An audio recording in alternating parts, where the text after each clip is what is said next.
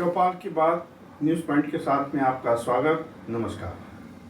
आज हम बात करते हैं राहुल गांधी के छात्रों के गूंज के कार्यक्रम की। कोटा, देहरादून, प्रयागराज और अब पुणे।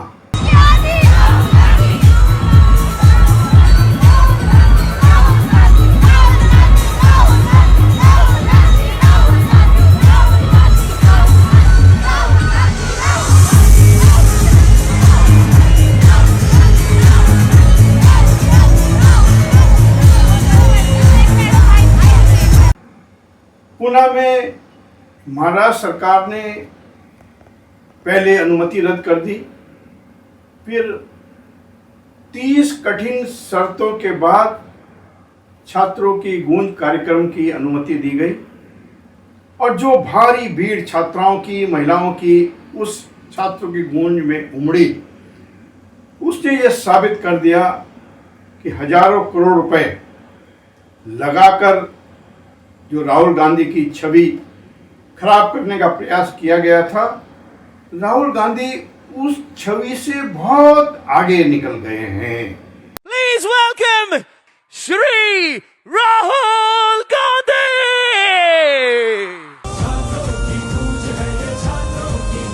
Please welcome Shri Rahul Gandhi.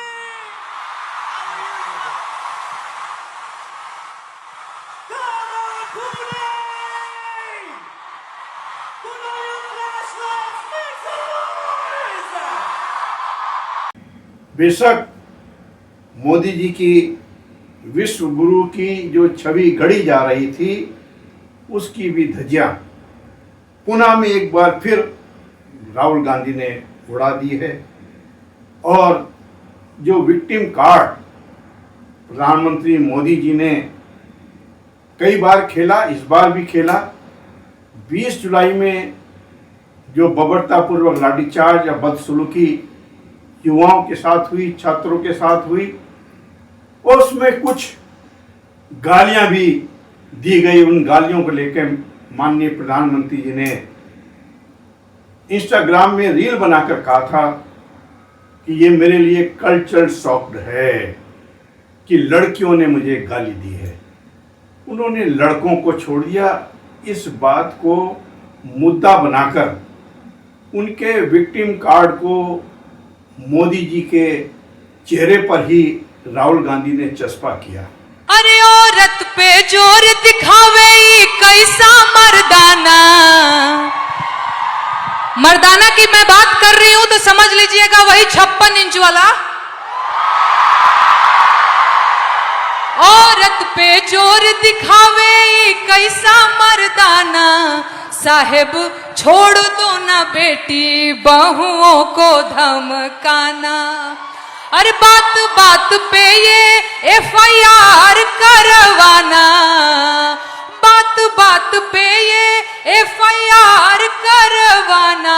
साहेब छोड़ दो ना बेटी बहुओं को धमकाना। अरे हम हैं आम जनता न हमको आजमाना।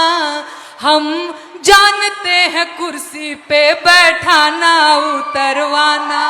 हम जानते हैं कुर्सी पे बैठाना उतरवाना। अरे मुश्किल है मेरा, इनफैक्ट हमारा मुश्किल है मेरा हौसला तोड़ पाना। साहेब छोड़ दो ना बेटी बहुओं को धमकाना।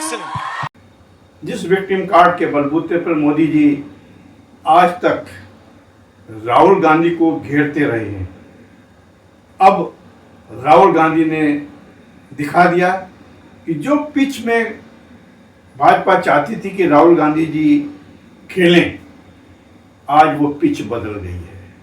अब तो भाजपा को मजबूरन में, मोदी जी को मजबूरन में राहुल गांधी की पिच पर खेलना पड़ रहा है।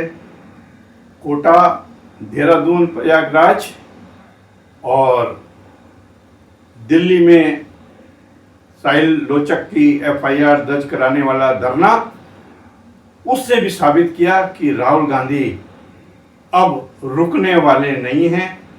उन्होंने पुणे में जो कहा idea behind this evening is, as is written over there, break the cage.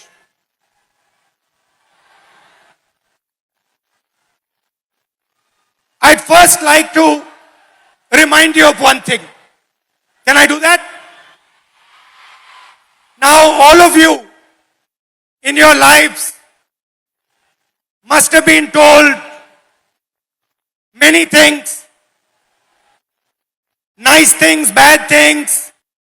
Many of you must have felt scared. You feel scared sometimes on the street? You do? But I want you to remember one thing. If there's one thing that you remember from this evening, it is this: that every single one of you is unique in this universe.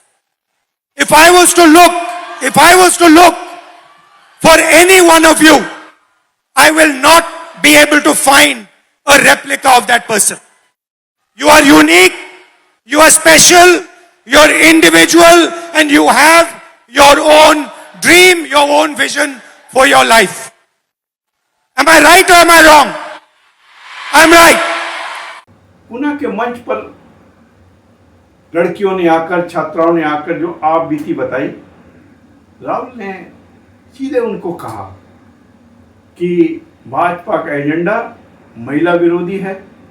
Bhajpa जिस मनुस्मृति की बात करती है उसमें महिलाओं को, नारियों को स्पष्ट ये उल्लेख है कि वो किस दर्जे की नागरिक हैं।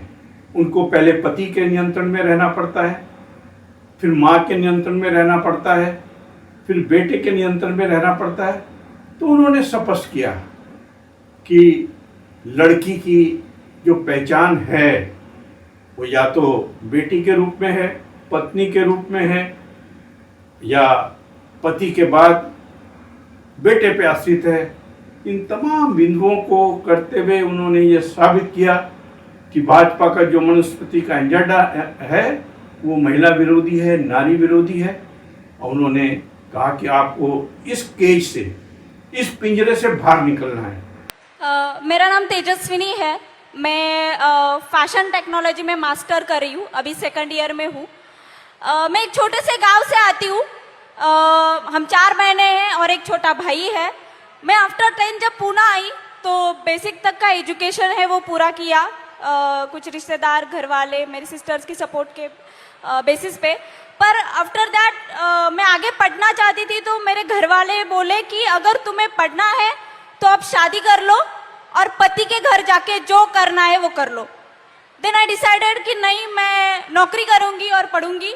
तो अभी 5 साल से मैं नौकरी कर रही हूँ और साथ में पढ़ाई कर रही हूँ।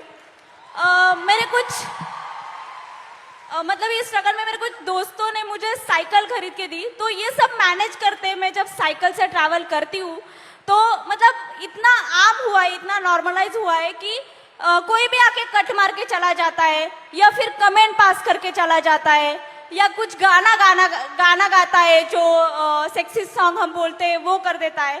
तो मतलब ये इतना नॉर्मलाइज हुआ है कि मैं अभी रिएक्ट करना भी मैंने छोड़ दिया है, क्योंकि मैं करूंगी तो भी क्या करूंगी। क्योंकि जो मैंने सुना था रेसलर के साथ जो हुआ, जिन्होंने हमारे देश के लिए गोल्ड मेडल लेके आए, उनके जो गुनहगार थे उनको क्लीन चिट दे दी। तो मैं तो एक सामान्य घर की लड़की हूँ जिसको ठीक से सपोर्ट भी नहीं है। और मुझे और एक बात कहनी है, क्योंकि मैं जैसे मैंने कहा गांव से आती हूँ तो मैंने अपने 10th तक की जो एजुकेशन है वो गवर्नमेंट स्कूल्स में की है, जो कि अभी 90,000 के ऊपर स्कूल बंद हुए हैं। और मेरी सारी बहुत सारी लड़कियां हैं जो वही स्कूल में पढ़ती है और उनका अभी वहाँ पढ़ना बहुत मुश्किल हो जाएगा, क्योंकि कौन सी भी माँ अपनी छोटी सी बच्ची को 10 किलोमीटर आगे नहीं भेजेगी। मेरा 10th तक का हुआ तो मैं यहाँ तक आ गई, पर पता नहीं जिनके स्कूल बंद हुए हैं उनका क्या होगा। तो मेरी बस इतना ही कहना। जो पिंजरा सदियों से मनुस्मृति की आड़ में बनाया गया उससे बाहर निकलना है, आपको आर्थिक स्वतंत्र होना है। जब कुछ लड़कियों ने राजनीतिक मुद्दे को उठाने का प्रयास किया, राहुल गांधी ने फिर कहा कि आज मैं राजनीति की बात नहीं करूंगा। मैं महिलाओं की बात करूंगा, बेटियों की बात करूंगा, बहनों की बात करूंगा कि सदियों से कैसा अत्याचार है। पहले उनकी हत्या, फिर उन पर नियंत्रण और फिर उन पर अत्याचार। इन 3 डर से आगे निकलना है। ये साबित तो हो गया कि भाजपा जिस पिच पर विपक्ष को खेलने को मजबूर करती थी, अब भाजपा बहुत बचाव की स्थिति में आ गई है। और एक बात और साबित हुई कि राहुल गांधी ने कांग्रेस की भी रणनीति को बदला है, दिशा को बदला है।